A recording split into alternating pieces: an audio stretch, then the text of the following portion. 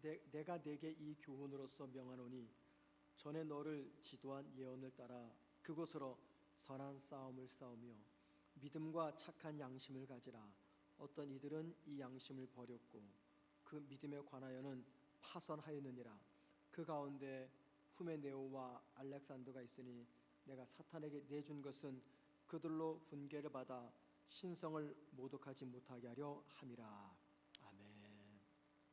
자, 지난 5일 동안 편안하셨습니까? 얼마 전까지만 하더라도 예배 중에 에어컨을 켜라 꺼라 했는데 이제 히터를 꺼라 켜라 할 때가 되었어요. 계절이 참 빠르고요. 또 계절에 우리 굉장히 민감합니다. 여러분들 아시는 대로 우리 본당은 좀 춥습니다. 하요 교회 오실 때 꼭 두툼한 옷을 가져오시고요. 히터를 켰다가 또 함께 기도할 때는 끄게 됩니다. 여러분들이 잘 이해해 주시길 바랍니다. 자, 저는 그동안 한 5-6번에 걸쳐가지고 금요 기도회 때 그 믿음이라는 주제에 맞춰서 말씀을 전했습니다. 여러분 물론 당연히 기억은 안 나시겠죠. 어제 일도 우리가 잘 기억 못하는데 몇 주 전 이야기를 어떻게 기억하겠습니까? 그런데 한번 생각해 보자고요. 자, 여러분, 저와 여러분이 메마른 땅을 걸어갈 때 우리에게 힘을 주고 그 메마른 땅을 잘 지나가게 하는 것, 이게 뭘까요? 믿음입니다. 우리가 이 세상을 살면서 절망할 때가 있습니다. 그 절망 속에서 용기를 주고 다시 일어서게 하는 것, 이게 뭘까요? 믿음입니다. 삶 속에서 참 많은 일들 때문에 우리에게 근심과 염려와 두려움과 걱정이 찾아옵니다. 그 모든 염려와 두려움과 근심에서 탈출시켜주는 것, 그게 뭡니까? 믿음입니다. 살다 보면은 도무지 용서가 안 되는 사람이 있습니다. 품을래야 품을 수 없는 사람이 있어요. 그런데 그 원수 같은 그들도 내가 품고 용서하게 하는 것, 그게 무엇입니까? 믿음이에요. 우리 눈에 보이는 이 세상이 참 부러울 때가 많습니다. 내가 가진 것보다 더 많은 것을 가진 내 주변 사람들의 삶이 부러워서 나도 한번 저렇게 걱정 없이 살아봤으면 좋겠다, 그런 생각을 가질 때마다 다시 천국 소망을 바라보게 하는 것, 이게 뭡니까? 믿음입니다. 믿음. 살다 보면은 우리 삶에 갈증을 느낄 때가 있어요. 내가 원하는 것, 하고 싶은 거 다 해보지만 여전히 이 끊이지 않는 갈증 때문에 매일 밤마다 잠을 이루지 못하고 우울증으로 시달립니다. 그것도 이기게 하는 것 무엇입니까? 바로 믿음입니다. 성도에게 믿음은 만병통치약입니다. 우리는 그거를 믿는 사람들입니다. 그걸 믿기 때문에 이 늦은 시간 그 믿음 붙잡고 주님 앞에 나온 것이죠. 여러분, 이 믿음의 능력을 믿으십니까? 예, 믿음은 성도들에게 만병통치약입니다. 그런데 이제 문제가 뭐냐면, 저와 여러분들이 예배당에 와서 취미생활합니까? 동호회로 모였습니까? 아니죠. 우린 지금 믿음 생활하고 있습니다. 믿음 붙잡고 믿음 생활합니다. 믿음 때문에 교회에 나왔습니다. 우리에게 있는 것이 믿음입니다. 그런데 우리에게 분명히 믿음이 있고 믿음 생활하는데 왜 우리는 제가 설교 초반에 말씀드린 그런 삶을 살지 못하는 것일까요? 메마른 땅을 걸어가면은 왜 쉽게 낙심하는 것이고, 세상에 염려거리, 걱정거리, 두려움거리가 찾아오면 마음이 너무 힘들어서 뜬 눈으로 밤을 지새우면서 식욕을 잃고 살이 빠지고 우울증으로 시달립니까? 분명히 믿음을 가지고 살아가는데 왜 아직도 용서 못하는 사람이 있어서 나 스스로 나를 힘들게 만드는 겁니까? 분명히 믿음으로 살아가는데 왜 주님만으로 만족하지 못한 채 여전히 세상 것에 휘둘려서 세상 것 때문에 갈증을 느끼며 그토록 세상을 찾고 구하고 사랑하고 있는 것입니까? 우리가 분명히 믿음 생활하는데, 그런 믿음은 만병통치약이라고 했는데 왜 우리는 이 말씀처럼 살아가지 못하느냐?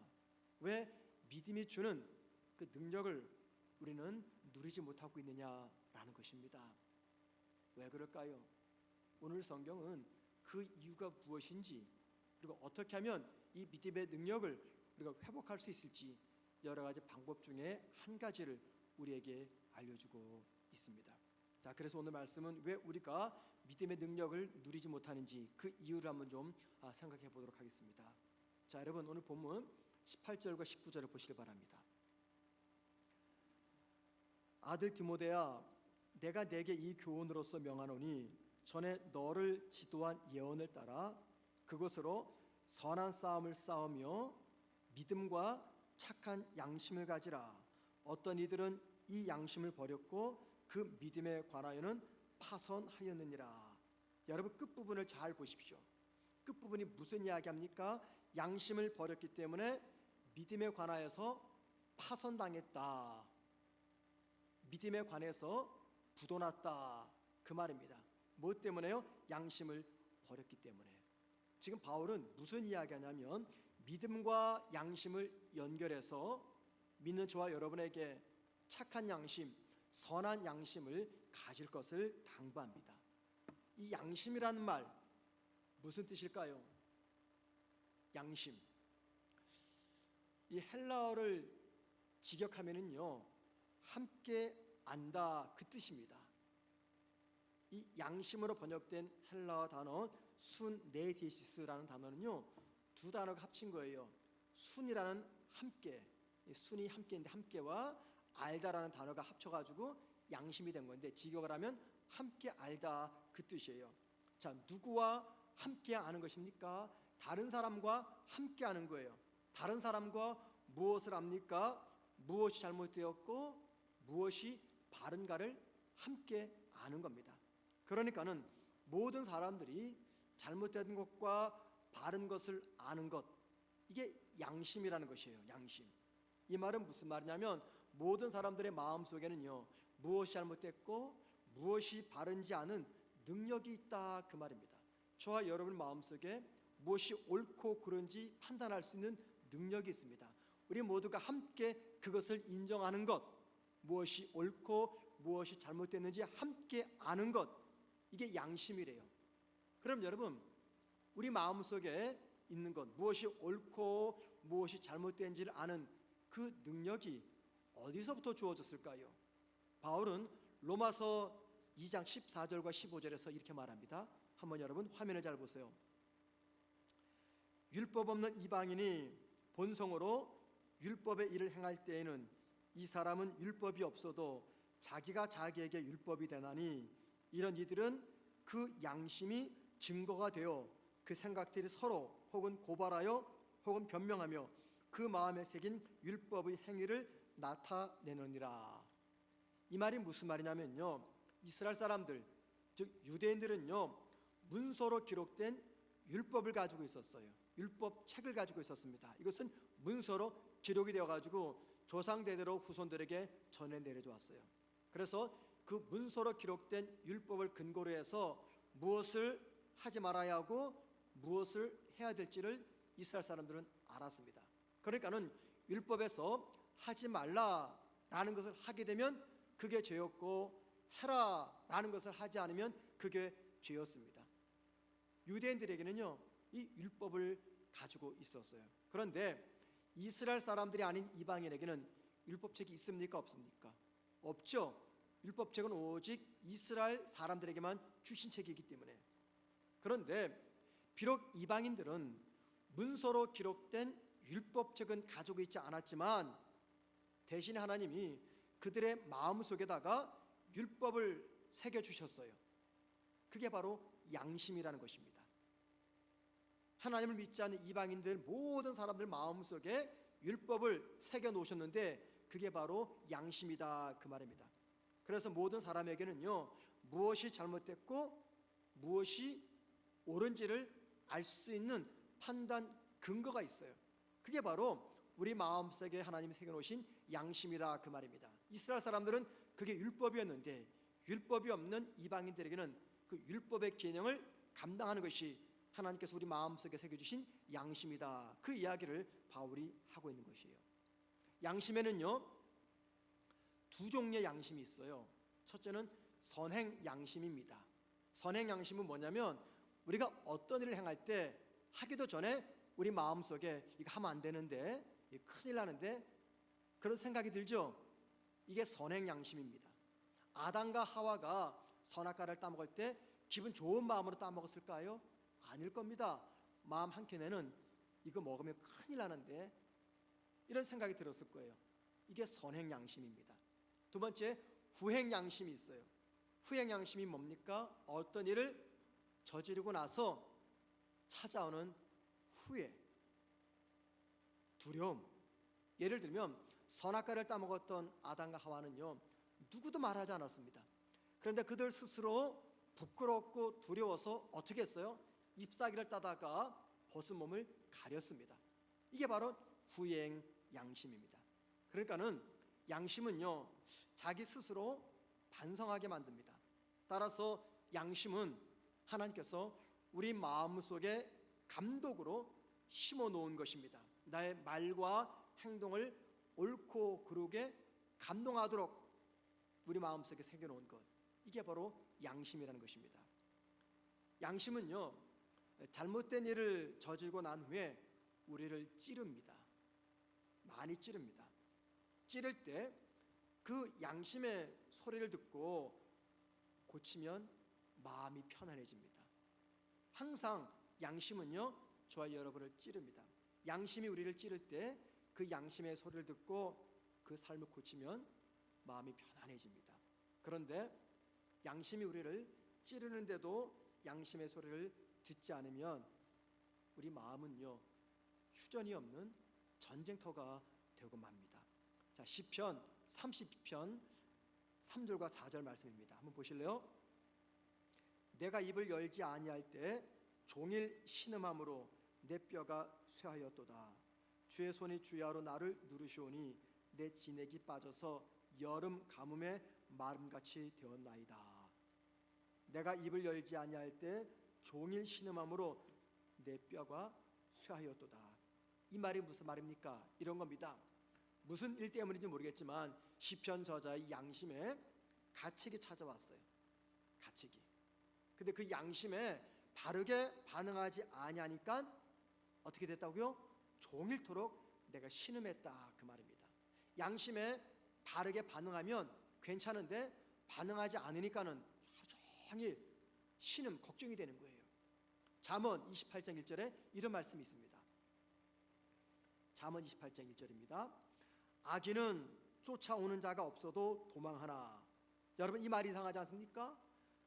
쫓아오는 사람이 아무도 없는데 근데 도망을 간대요. 이게 좀 이상하죠? 왜 악인은 쫓아오는 자가 없는데도 도망치는 것입니까? 그것은요, 자기 양심에게 쫓기고 있는 거예요. 마음에 고통이 있는 거죠. 돌이켜서 양심의 소리를 따라서 행하면 되는데 듣지 않으니까는 자꾸만 두렵고 도망치는 겁니다. 양심에 의해서 쫓김을 당하고 있는 것이에요. 여러분, 이 양심이라는 것을요, 눌러버리거나 혹은 무시하면 양심의 기능이 점점 둔화됩니다. 그래서 옛날에는요, 거짓말 한번 하면요, 이 두려워서 기도도 못했어요.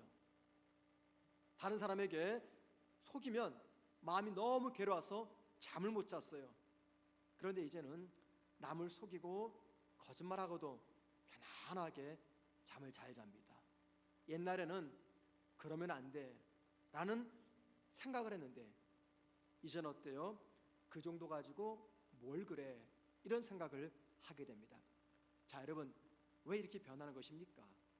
이렇게 변하는 이유는요, 우리 모두가 양심의 소리를 듣지 않고 짓누르기 때문입니다. 존 버년이 쓴 철로 역정이라는 책에 보면은 인간의 영혼이라는 뜻을 가진 맨소리라는 마을이 있었어요. 인간의 영혼이라는 그 마을, 맨소리라는 마을입니다. 그 마을에 양심이라는 이름을 가진 노인이 살고 있었어요. 이 양심이라는 노인이 하는 일은 종을 쳐서 사람들을 깨우는 겁니다. 그런데 마을 사람들은요, 이 양심이라는 노인을 안 좋아했습니다.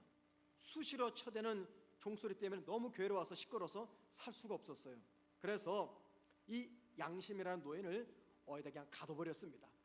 그리고 그의 집 창문에는요, 시커먼 커튼을 걸어버렸습니다. 밖으로 나오지 못하도록 집 앞에다가는 바리케이트를 쳐 놓았어요. 왜 그럴까요? 양심씨가 흔들어대는 그 종소리 때문에 마음이 너무 괴로우니까는 마을 사람들은 양심씨의 기능을 완전히 마비시켜버렸던 겁니다.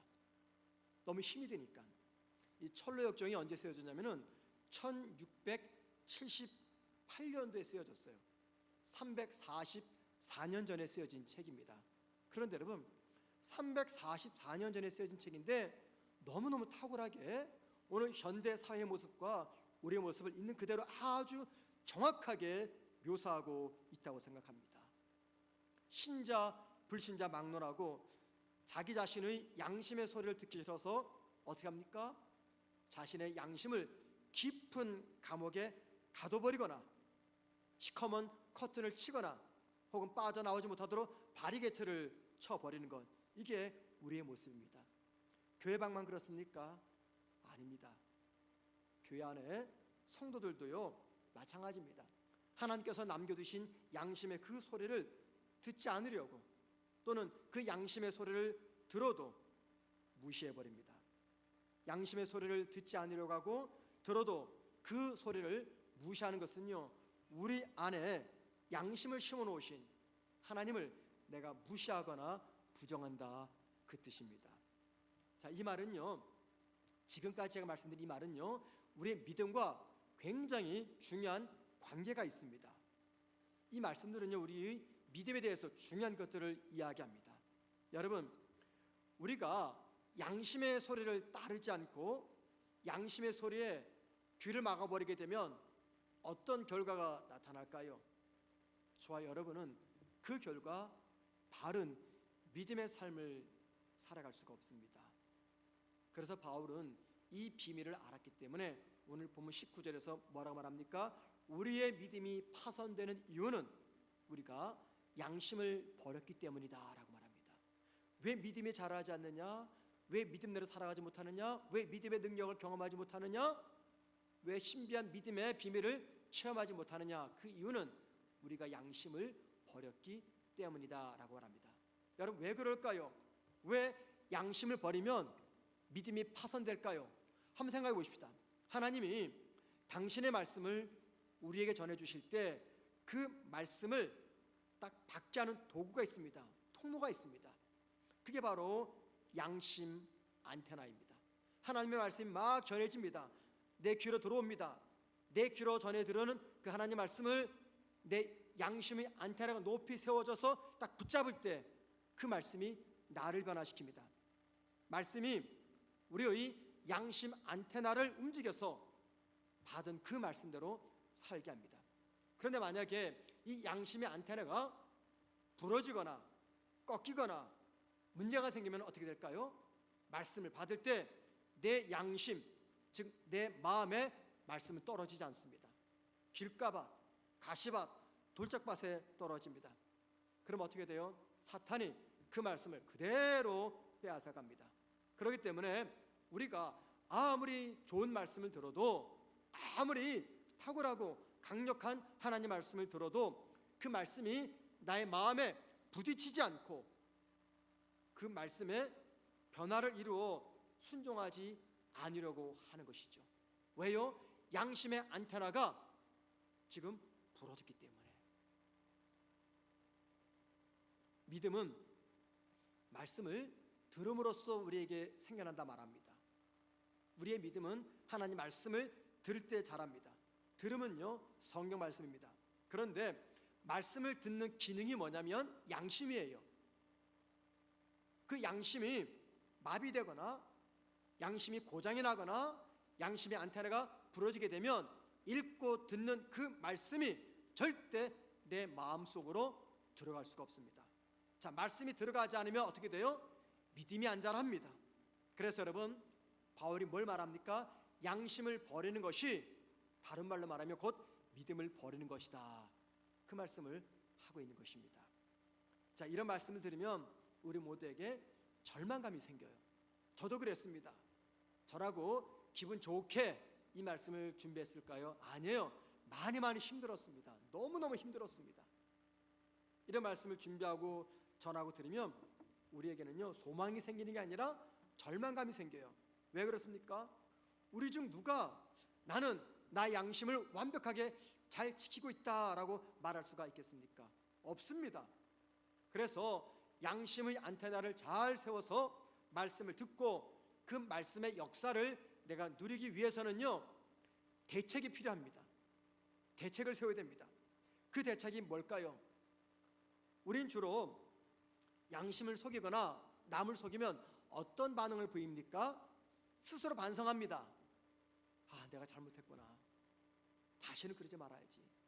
그 사람 그 얼마나 힘들었을까? 내가 다시는 그러지 말아야지. 이런 식으로 반성을 합니다.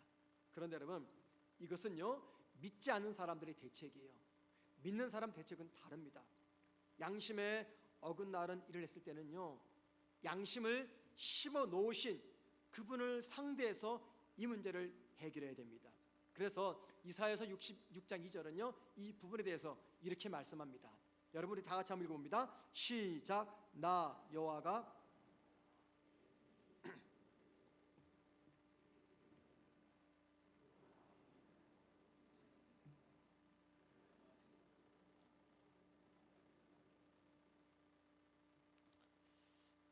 참 거시기 하시죠? 불쾌하고 기분 나쁜 양심의 설교하니까는 성경 읽기도 싫으시죠? 여느 때보다 힘이 없는 것 같아요. 네. 여기 보니까는요, 무릇 마음이 가난하고 심령에 통해하며 내 말을 듣고 떠는 자, 그 사람은 내가 돌보려니와. 심령을 통해하는 자를 하나님께 돌보시겠다 그 말하는데, 여기 심령에 통해하는 자, 누굴 말할까요? 심령에 통해하는 자, 깨어진 가슴을 가진 자, 그 뜻입니다. 깨어진 가슴을 가진 자.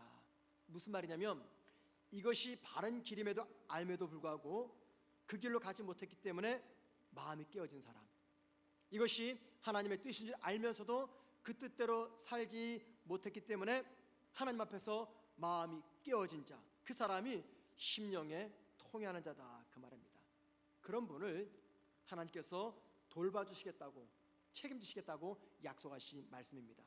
여기 하나님께서 돌봐주시겠다 그 말은요, 하나님 앞에서 자신의 잘못을 깨닫고 인정하고 고백하는 분이 깨어진 그 양심을 회복시켜 주시고 부러진 양심의 안테나를 새로 만들어 주시겠다 그 말입니다.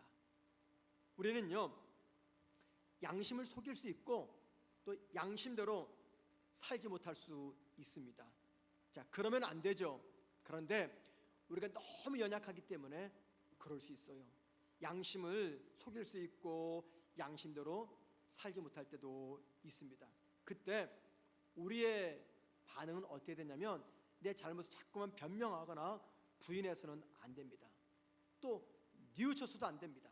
자신의 잘못을 하나님 앞에서 철저하게 고백하면서 하나님의 다시 세우시는 은혜를 구해야 되는 것, 이게 바로 믿는 자의 대책입니다. 그래서 히브리서 9장 14절에서는요 이렇게 이야기합니다. 자, 다 같이 한번 다시 읽어봅니다. 시작. 하물며 영원하신 성령으로 말미암아 흠없는 자기를 하나님께 드린 그리스도의 피가 어찌 너의 양심을 죽은 행실에서 깨끗하게 하고 살아계신 하나님을 섬기게 하지 못하겠느냐.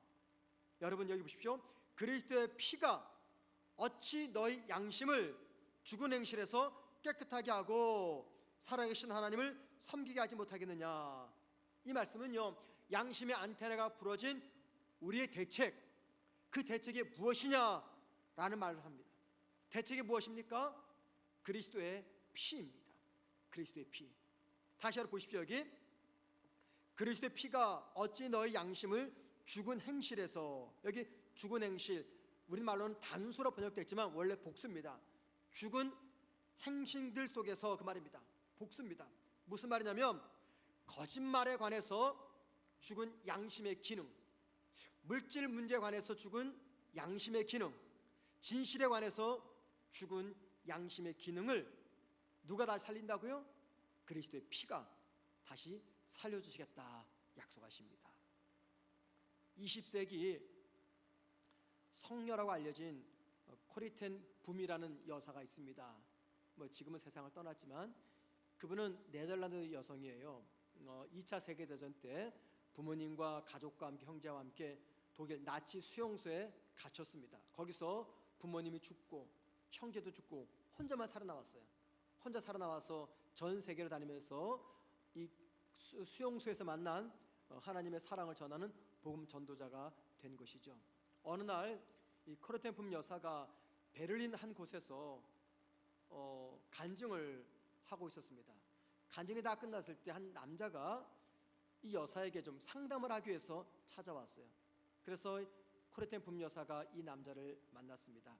이 남성은 코르텐품 여사에게 다가와서 이렇게 말합니다. 선생님, 저는 선생님이 갇혀 있었던 레이번브루크 감옥의 간수였습니다.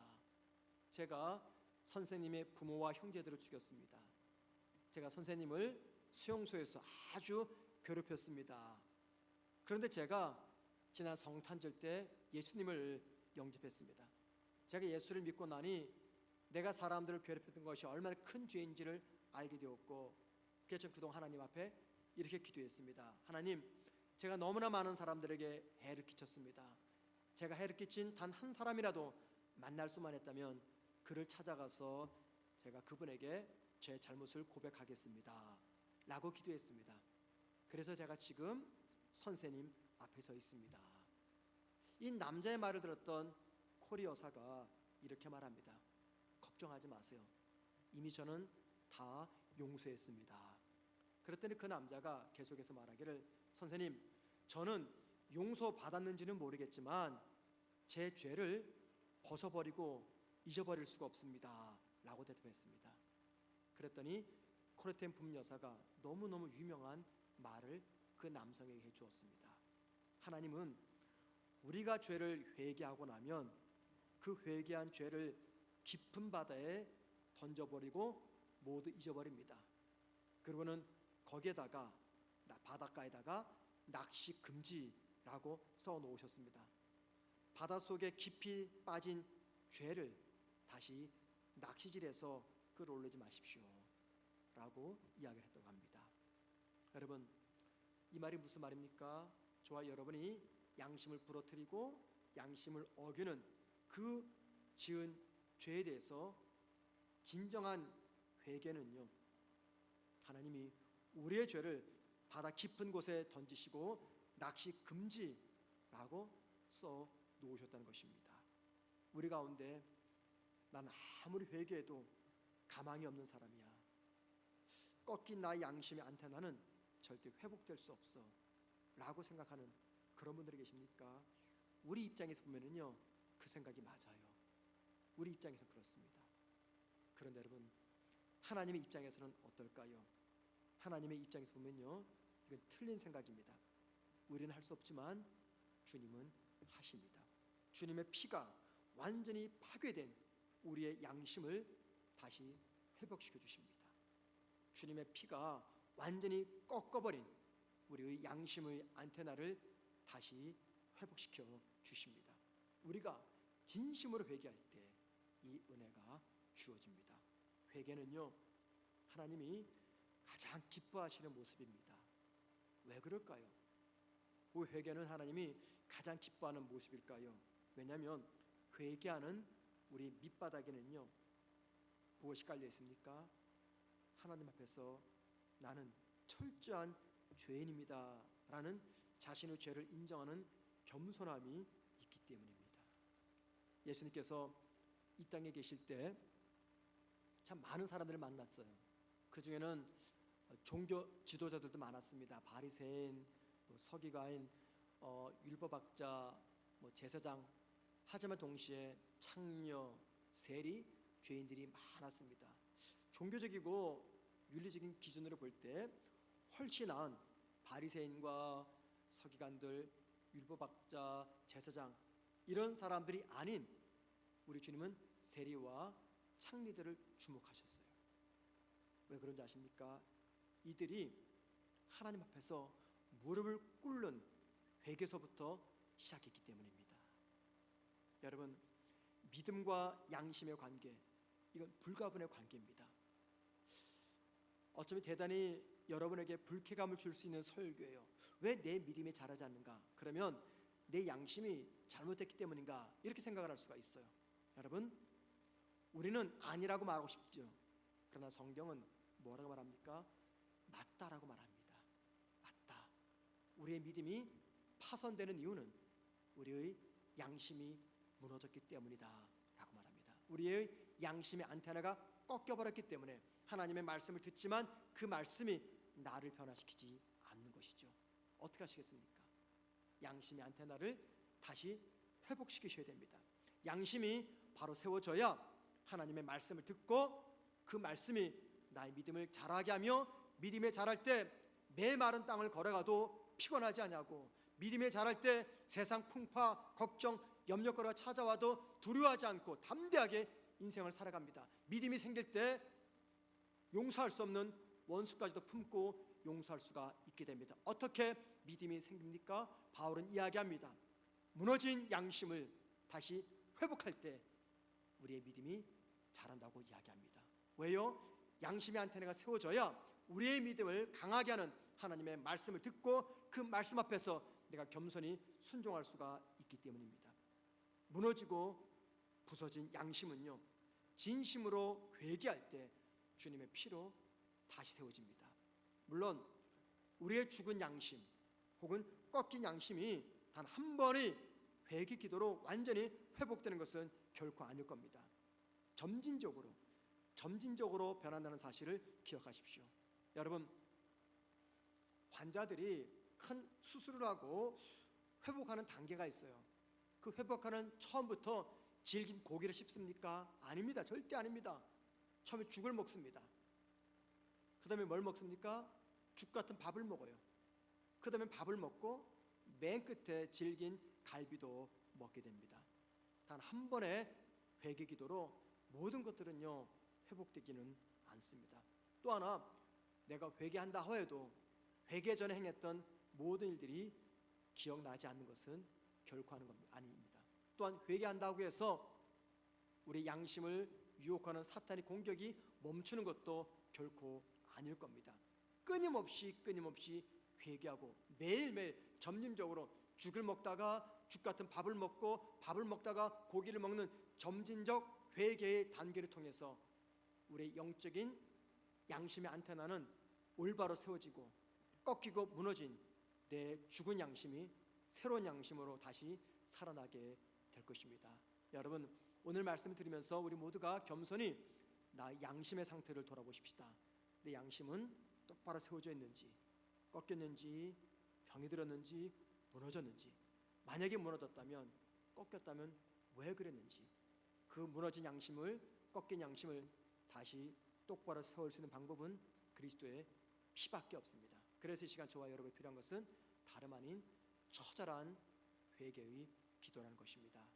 이 저녁 기도 시간 우리 모두가 무너진 양심을 회복하기 위해서 하나님 앞에서 처절하게 부르짖기를 주의 이름으로 축원을 드립니다. 자, 우리 함께 말씀을 기억하면서 찬양하십니다.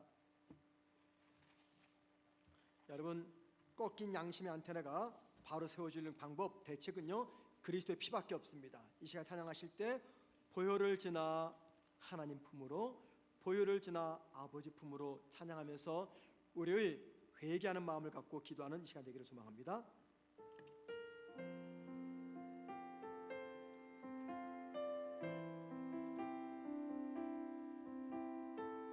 말씀을 붙잡고 회개하는 마음으로, 무너진 양심을 회복하는 마음으로 찬양합니다. 보혈을 지나